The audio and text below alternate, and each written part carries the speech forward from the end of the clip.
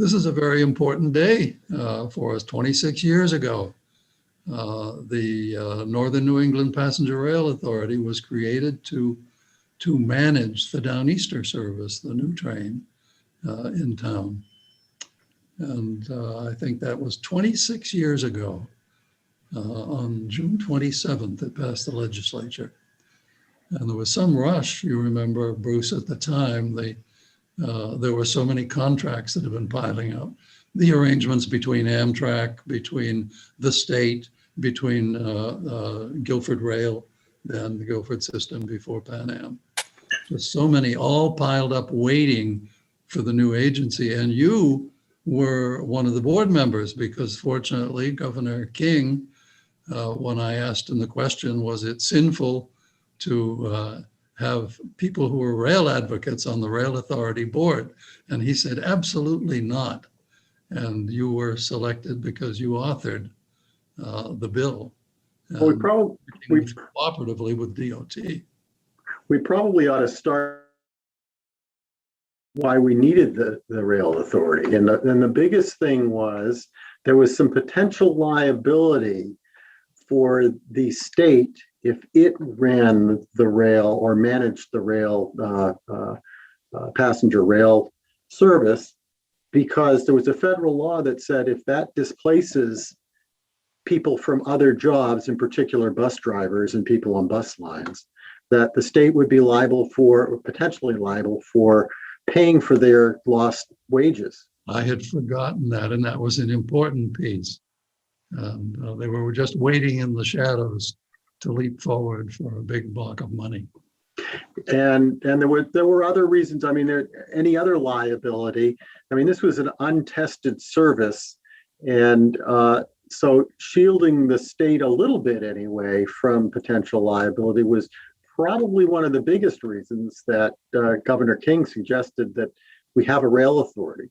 But from our perspective, and it's proven to be a very good decision, from our perspective, it was very good because it meant that instead of being managed by a Department of Transportation, which did many different types of things and it never dealt with passenger rail before and would only deal with it as a small part of what it was continuing to do, we now had a rail authority that did nothing but deal with passenger rail service, so that we had an authority managing the service that could concentrate on that and solely on that. And that's proven to be a very big benefit for us, and a model that I think a lot of other states have looked at. Other states have followed, because states that agreed to have a rail authority have fared much better than those that didn't. And again, however, there were some of them that wanted to be so very democratic that everybody was welcome to serve on the board. Even if you were the president of the local Buick dealership, you were going to be on the rail authority. So it sort of diluted the power of the authority, because you had bus people, you had airport people, and motor, anything with motorized. You could be on the transportation board or the rail authority. So that has worked well, not just with Maine, but states that followed that and had people with a true interest in alternate transportation. And we've been very, very lucky in that way, because I think we may not have always agreed with some of the members of the board, but it's certainly everyone who's been on the board of the Rail Authority since it was founded has been interested in rail and had knowledge about rail service. Something, as you said, that wasn't necessarily the case in some other states, but it's always been the case here. And then we had Governor King, who suggested that were actually required that we get a rail authority. We then had to put together some legislation, and I remember sitting in a small room with an assistant attorney general while we put that legislation together, which really wasn't all that hard because we already had the Passenger Rail Service Act, which directed what the Maine Department of Transportation, MDOT, to engage in certain activities to bring back the service. And as far as that part was concerned, we just shifted that over to the rail authority. We then had a model for what the legislation authorizing an authority had to have in other legislation, because we have other authorities that pre-existed that in the state of Maine. And putting those two things together was not terribly difficult, but we had to be very careful as to what we said and made sure the authority could do. So, and then, back to the legislature. And the other reason you were talking about speed, the other reason for a need for speed is since this was in June that it passed, and on June 27th, the bill was signed by Governor King.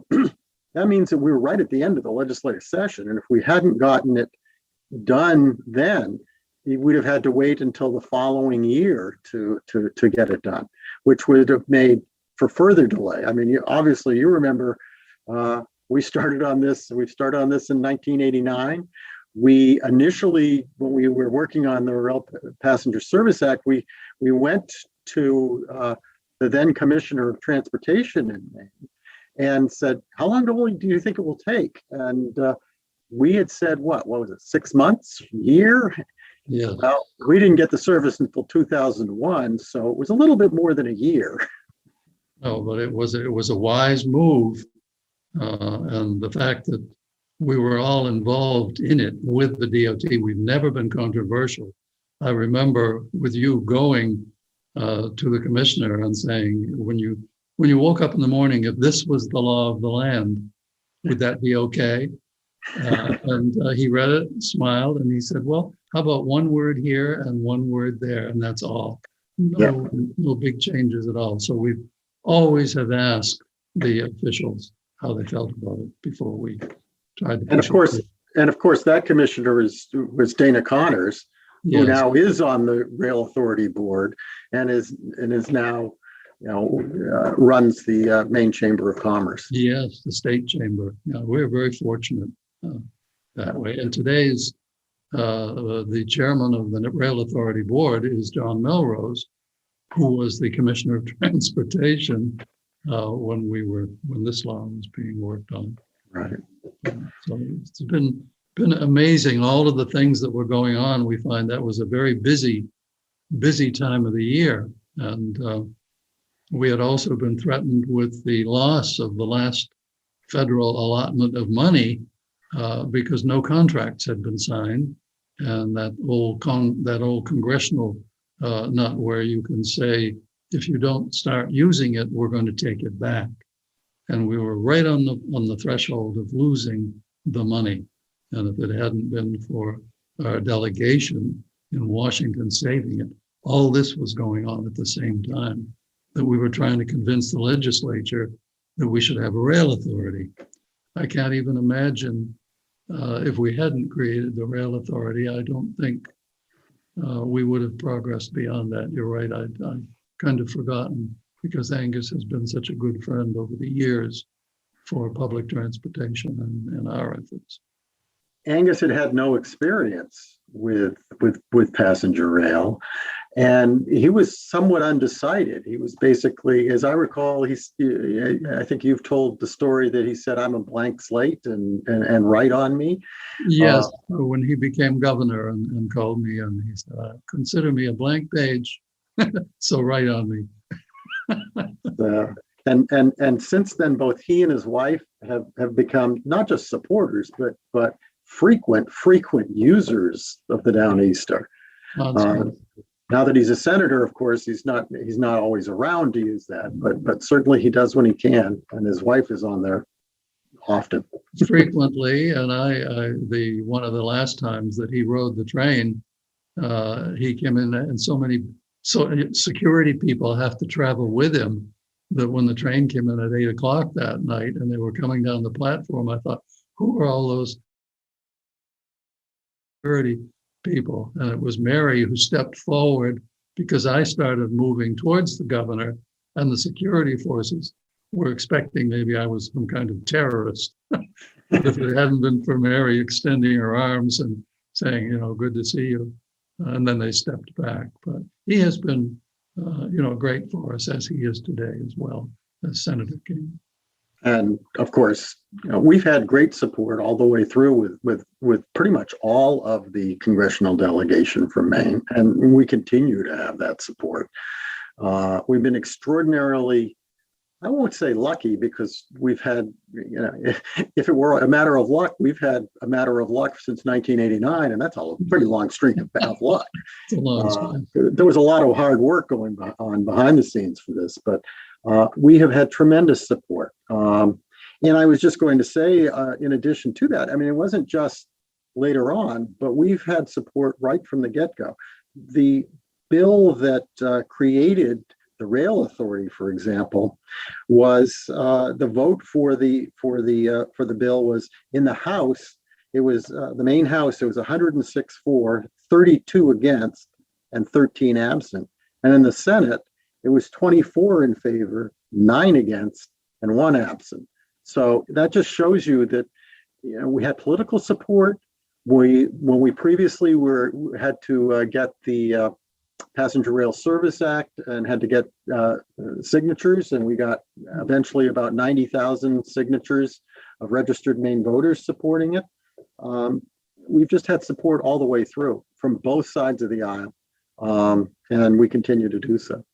Well, when we talk about the creation of the authority, now talking about the current executive director and the board, we've had very good luck with the boards.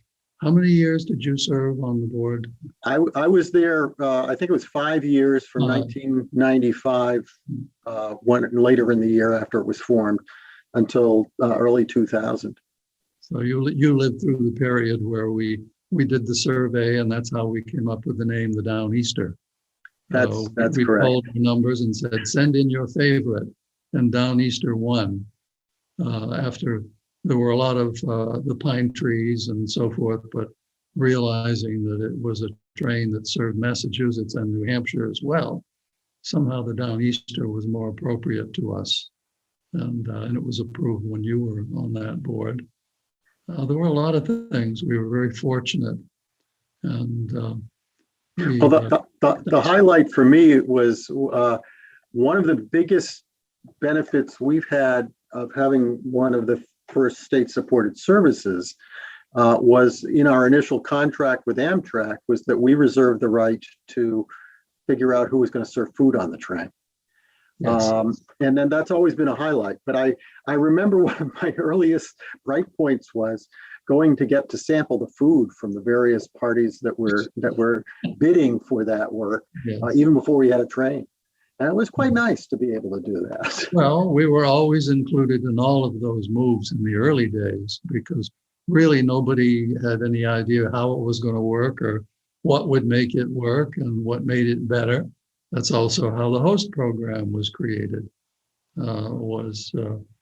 We, in the conversation with Governor King, that the train really is ripe for accidents. It's a moving vehicle, doors open and close. There's flexible connections between coaches if you're marching from one car to another car to get some food. There are things you don't do. You don't reach out with your arm and put your hand on the diaphragm as you pass, because it may close and pinch your fingers off. So he thought it would be wonderful if we used some of our Trainlighters members to be hosts on board the inaugural train, which is how it started.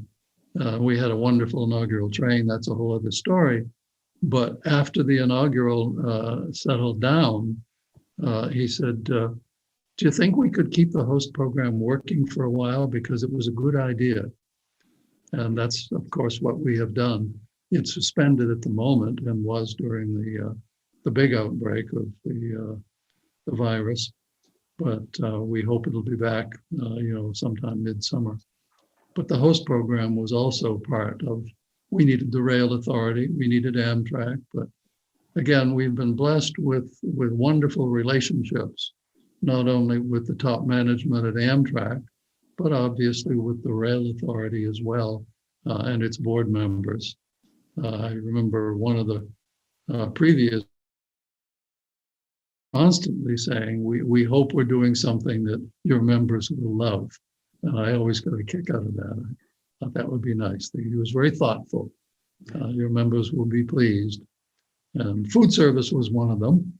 That also makes the train rather unique nationally. That we're the only one with catered service, but also the only one that really gets rave notices about its hamburgers and its salads.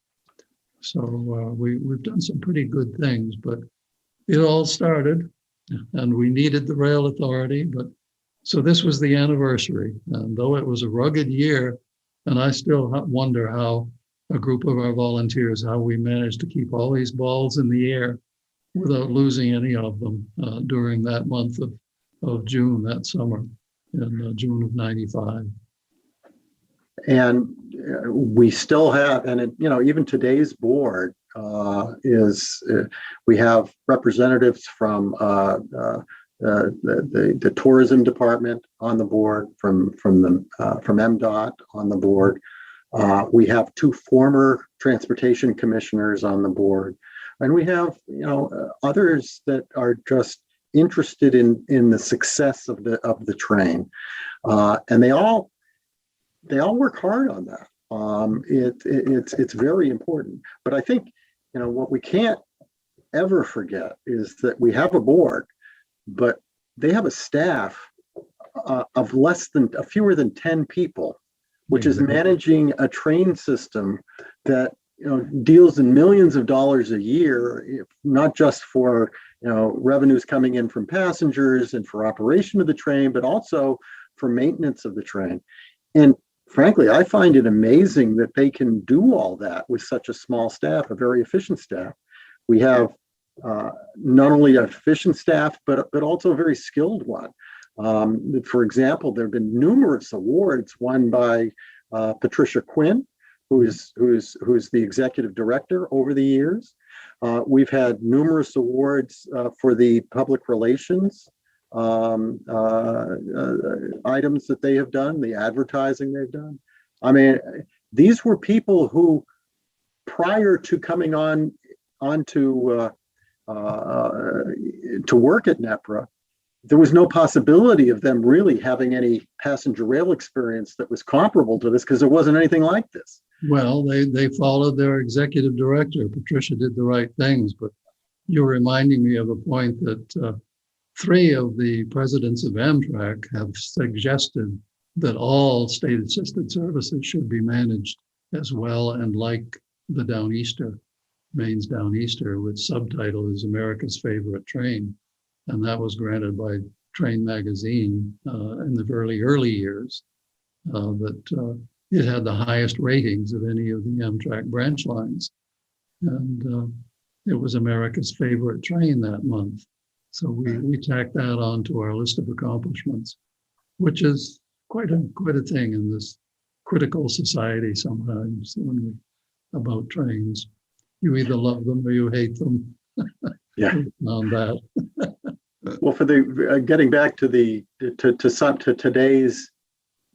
today's staff and the board, I mean, having the rail authority being just a rail authority allows it to respond very quickly to day-to-day changes, which is extremely important. For example, if the power goes out somewhere along the line because of a storm or something, the train may not be able to go through, or if it does, it may have to have somebody walking in front of it as it goes across crossings, which doesn't make for a very efficient train. But we have a staff and a board who can immediately respond to that, and if necessary, put in alternative methods of transportation, such as a bus, if that's necessary, to get people from one part of the line to the other, because there's some problem with the rail line.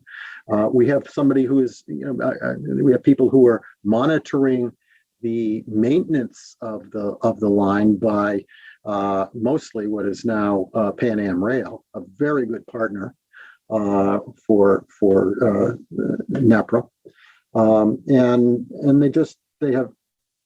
they can keep their eye on the ball, and if need be, they can change the direction of that ball very, very quickly. Throughout all of this, we have acted as a bridge between the rail authority and the delegation, and quite often, just a word or comment or a phone call It's worked out very well over the years. When we get the suggestion or attend a board meeting of the rail authority and there are issues or something, just a quick call with an inquiry opens dialogue quite often. You're able to bring the senator together with the executive director or the president of the rail authority board. But it was just triggered by a quick phone call asking for some help. And that has worked well as well. But that's back like to Amtrak. We've always had access to the Amtrak president. The 7 presidents we've dealt with over the 38 years. But being able to have a dialogue, not just with the main delegation, but in many instances, the New Hampshire delegation as well. And over the last, I don't know, seven or 8 years, we've had great cooperation from the New Hampshire delegation and the Massachusetts delegation. So a lot of windows. We've been responsible for opening a lot of windows between the congressional people and the rail authority and the state of Maine Department of Transportation. I'm reminded that we are really in the vision business, which we have been from day one. And a vision we've had for quite some years, but now we're becoming, more involved in it, is providing service with connections for New York City, and hoping to have a connecting train waiting at North Station on the opposite track on the other side of the platform that is ready to go to New York City via Worcester, Springfield, Hartford, New Haven to New York. That really makes it a Massachusetts project. And at this point, it seems to be our job to try and convince them that it makes sense to provide that service, because it links not only the Downeaster with service to New York City, but it allows people who live north of North Station to have an advantage of getting a train out of North Station for New York and not saving a trip to South Station. So there are a lot of economic benefits for train service to New York with connections out of North Station. So that is our latest and the one that's right up front in the front row now. We are fortunate our delegation is aware, and as we speak, I think arrangements are being made for conversations between the governors. And so we'll see where we go from there. But again, the vision is still here for that service. That was some of our founders, Henry Fern and Sam Stokes from New Hampshire. All of them, one of the big benefits at the end of each meeting, they talked about, well, onward and upward, because we would ultimately like to be connected to New York again. And so we're carrying that out for a lot of those people who have gone before us. There have been a lot of people involved in our efforts that are no longer with us. And but I'm sure they are delighted with what's happening and what the prospects are for the future.